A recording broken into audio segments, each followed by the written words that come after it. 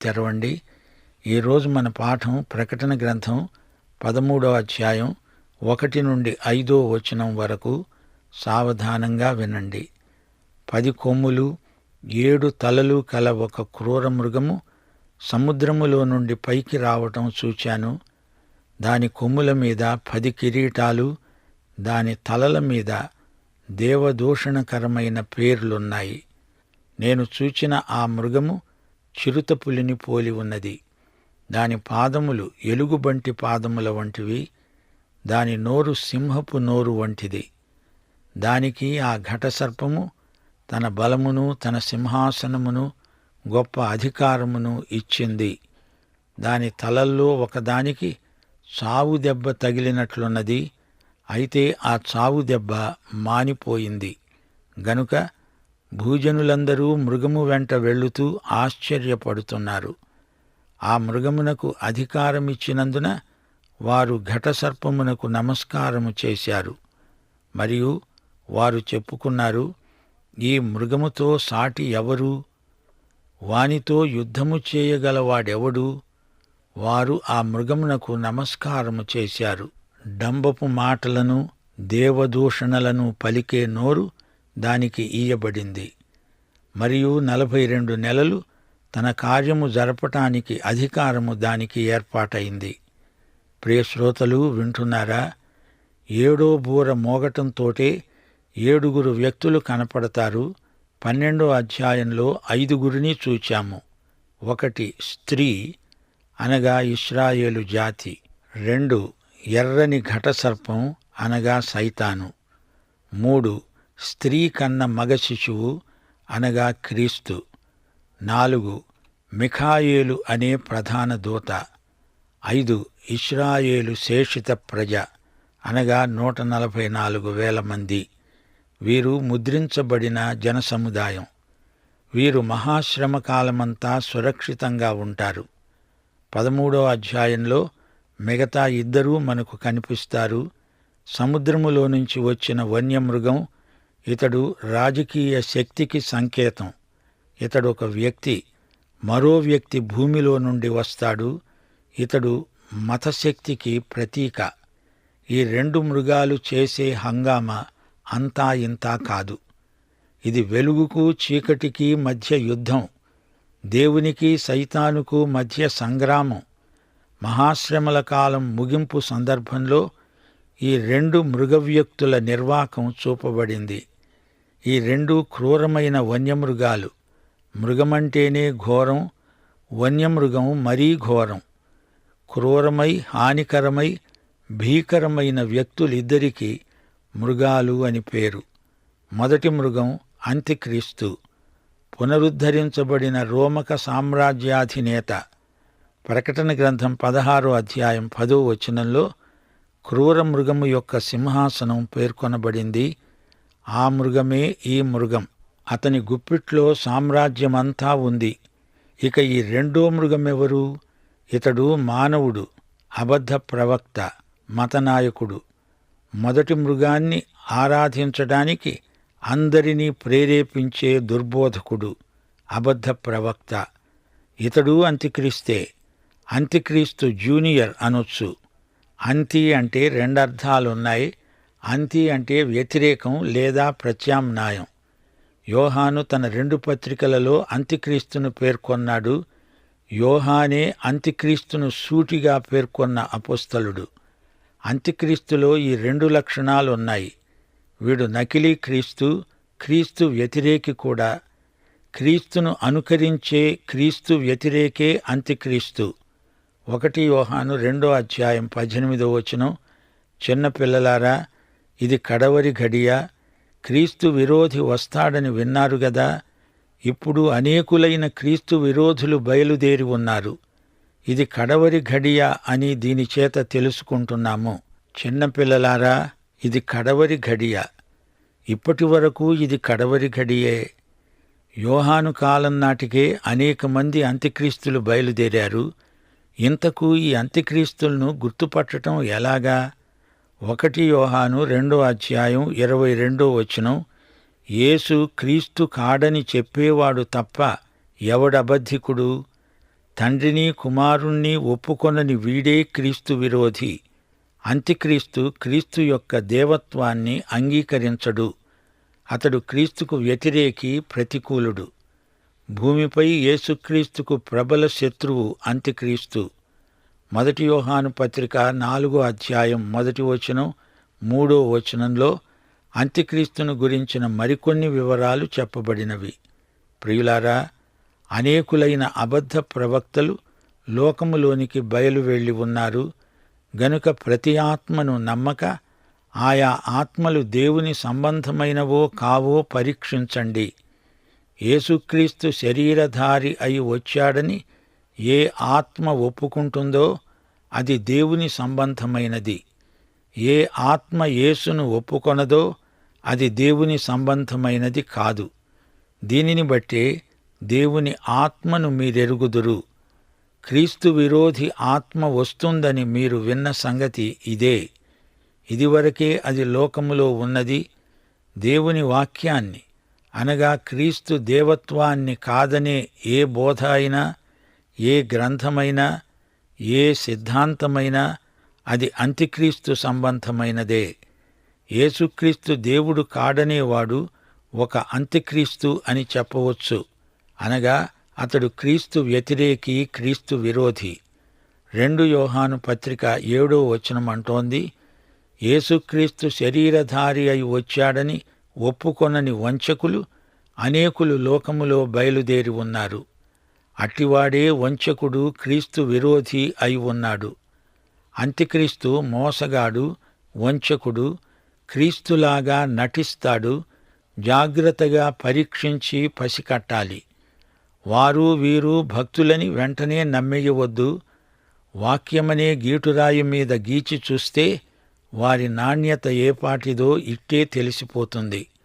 Olive కొండ ప్రసంగంలో మత్తయి సువార్త 24వ అధ్యాయం 24వ వచనంలో యేసు ప్రభువు అన్నాడు, అబద్ధపు క్రీస్తులు, అబద్ధపు ప్రవక్తలు వచ్చి సాధ్యమైతే ఏర్పరచబడిన వారిని సైతము మోసపరచడానికి గొప్ప సూచక క్రియలను, మహత్కార్యములను కనపరుస్తారు. రెండో మృగం అద్భుతాలు చేయగలదు, ప్రజలను మభ్యపెట్టగలదు. అంత్యక్రీస్తుకు సాటి అయిన దీటైన సహాయకుడు. మొదటి మృగం రాజకీయ అంత్యక్రీస్తు, రెండో మృగం మత సంబంధి అయిన అంత్యక్రీస్తు. ఈ మృగద్వయం ఇద్దరూ అంత్యక్రీస్తులే. ఇద్దరు వ్యక్తులు, 2 మృగాలు. ఇద్దరూ అంత్యక్రీస్తులే అని చెప్పబడింది. ఒకరికొకరు తోడు. సరే, ఇప్పుడు సముద్రములో నుండి వచ్చిన ఈ వన్యమృగాన్ని చూడండి. ఇతడు రాజకీయాధికారము గల వ్యక్తి, క్రూర మృగం. దానికి 10 కొమ్ములు, 7 తలలు. దాని కొమ్ముల మీద 10 కిరీటాలు.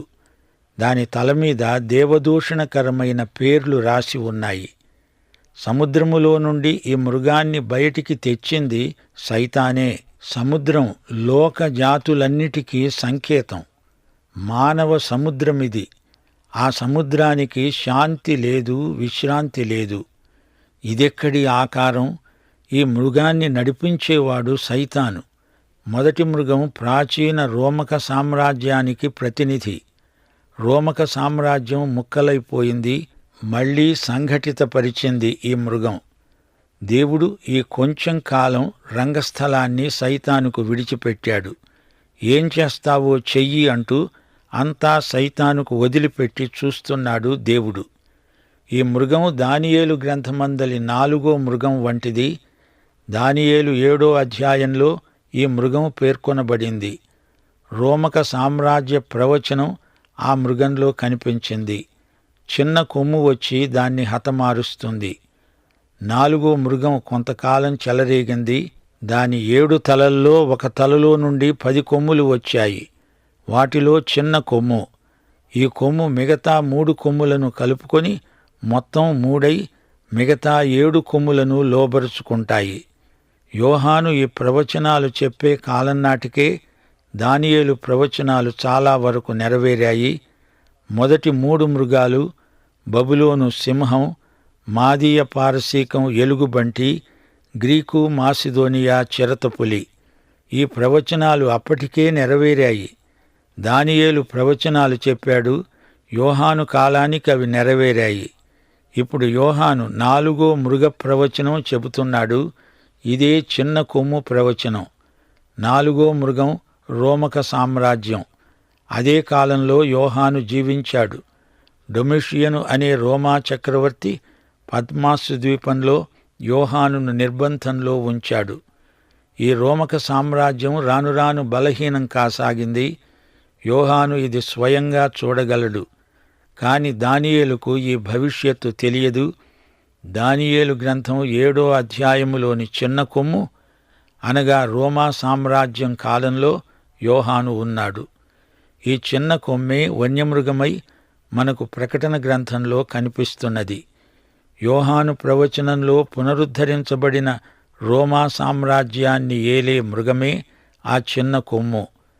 దానియేలు 7వ అధ్యాయంలోని చిన్న కొమ్ము, ప్రకటన గ్రంథం 13వ అధ్యాయంలోని మృగం, ఈ రెండూ ఒక్కటే. ఈ వాక్య భాగం మీకు అర్థం కావాలంటే దానియేలు 7వ అధ్యాయం ముందుగా మీరు అర్థం చేసుకొని ఉండాలి. ఈ వన్యమృగాలు రెండూ ఒకటే. యోహాను ప్రవచనంలోని రోమక సామ్రాజ్యానికి ఏలిక ఈ వన్యమృగమే పాపపురుషుడు. ఇతడే చిట్టచివరి ప్రపంచ నియంత.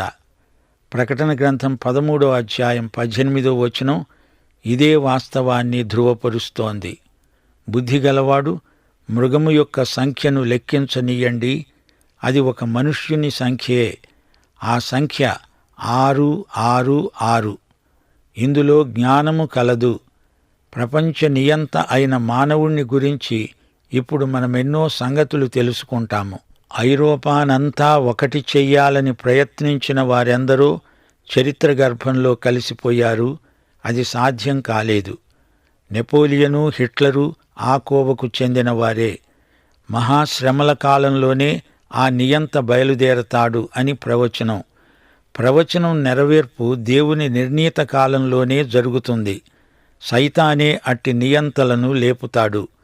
10 కొమ్ములు 10 కిరీటాలు గల మృగం. రోమక సామ్రాజ్యం మహాశ్రమల కాలంలో 10 భాగాలై ఉంది. 10 కొమ్ములు అంటే 10 మంది రాజులు. ఈ 10 మంది రాజులు 10 రాజ్యాలను పరిపాలిస్తారు. ప్రకటన గ్రంథం 17వ అధ్యాయం 12వ వచనం, నీవు చూచిన 10 కొమ్ములు 10 మంది రాజులు. వారిదివరకు రాజ్యమును పొందలేదు. కాని ఒక ఘడియ క్రూరమృగముతో కూడా రాజుల వలె అధికారము పొందుతారు. చిన్న కొమ్ము 3 పాలకులను అణగదొక్కి అధికారములోకి వస్తుంది. ఆ తరువాత మిగతా 7 కూడా జయించి ప్రపంచ నియంత అవుతుంది. ఈ 7 తలలు ఏవో గుర్తించడం కష్టమే. ప్రకటన గ్రంథం 17వ అధ్యాయం 9వ వచనంలో ఇవి పేర్కొనబడినవి. ఆ 7 తలలు 7 కొండలు. 7 రాజులు కలరు. 5 కూలిపోయారు. ఒకడున్నాడు. కడమవాడు ఇంకా రాలేదు. వచ్చినప్పుడు అతడు కొంచెము కాలము ఉండాలి. ఈ 7 తలలు దేవదూషణ చేస్తాయి. దేవదూషణ అంటే దేవునితో తాము సమానమే అని విర్రవీగుతాయి. దేవుని స్థానాన్ని దురాక్రమణ చేస్తాయి. దేవుని నామమును ధిక్కరించడం, తిరస్కరించడం ఇదే దైవదూషణ. రోమా పాలకులు తాము దేవునితో సమానమని చాటించుకునేవారు. రోమా ప్రభుత్వమంతటా చక్రవర్తినే దేవుడన్నంతగా పూజించేవారు. పరిసయ్యులు పరిశుద్ధాత్మను తోలనాడినందుచేత అది దైవదూషణ. ఈ మృగం 2 విధాలా దైవదూషణ చేసింది. ఈ మృగం చిరుతపులిని పోలి ఉంది. దానికి ఎలుగుబంటి పాదాలున్నాయి. నోరేమో సింహపు నోరు. ఈ మృగానికి బలం, సింహాసనము, అధికారము ఇచ్చిందెవరు? ఘటసర్పమే. దీని ఆకారమేమిటి ఇంత విలక్షణంగా వికృతంగా ఉంది? అపురూపమైన వింత ఆకారమిది. దానియేలు 7వ అధ్యాయంలోని పలు విధాల మృగాలు సూచించిన రాజ్యాల వివరాలు ఇక్కడ ఈ మృగానికి అన్వయిస్తాయి. దీనికి చిరుతపులి ఆకారం ఉంది. దానియేలు గ్రంథం 7వ అధ్యాయం 6వ వచనం, అటు పిమ్మట చిరుతపులిని పోలిన మరో జంతువును చూచాను. దాని వీపున పక్షి రెక్కల వంటి 4 రెక్కలున్నాయి. దానికి 4 తలలున్నాయి. దానికి ఆధిపత్యమియ్యబడింది. చిరతపులి అంటే గ్రీకు రాజ్యం. గ్రీసు దేశం కళల్లో, శాస్త్రీయ విజ్ఞానంలో ఆరితేరింది. వేదాంతము, శిల్పకళ, వాంగ్మయం గ్రీసు సామ్రాజ్యంలో ఎంతో పెంపొందాయి. గ్రీకు భాష ఎంతో అందమైన భాష. ఈ మృగం పాదాలు ఎలుగుబంటి పాదాలు. ఇది దానియేలు చూచిన 2వ మృగం, ఎలుగుబంటి. దానియేలు గ్రంథం 7వ అధ్యాయం 5వ వచనం, 2వ జంతువు ఎలుగుబంటిని పోలినది. అది ఒక పార్శ్వము మీద పండుకొని తన నోట పండ్ల మధ్య 3 ప్రక్కటెముకలను పట్టుకొన్నది. కొందరు దానితో, లే, విస్తారముగా మాంసము భక్షించు అని చెప్పారు. ఇది మాదీయ పారసీక రాజ్యం. ఈ రాజ్యానికి ఎంతో ఐశ్వర్యమున్నది. అన్యరాజుల వైభవానికి మాదీయ పారసీకం పరాకాష్ట. దానియేలు గ్రంథం 7వ అధ్యాయం 4వ వచనం, దాని నోరు సింహపు నోరు. ఇది దానియేలు చూచిన మొదటి మృగం. మొదటిది సింహమును పోలినది, గాని దానికి పక్షిరాజు రెక్కల వంటి రెక్కలున్నాయి. నేను చూస్తూ ఉండగా దాని రెక్కలు తీయబడినవి గనుక మనుష్యుని వలె అది పాదములు పెట్టుకొని నేలపైన నిలువబడింది. మానవ మనస్సు వంటి మనస్సు దానికి ఇయ్యబడింది. శ్రోతలు, ఇదే బబులోను సామ్రాజ్యం. నెబుకద్నెజరు చండశాసనుడు. తన రాజ్యంలోని జ్ఞానులందరినీ సంహరించడానికి శాసనం చేశాడు.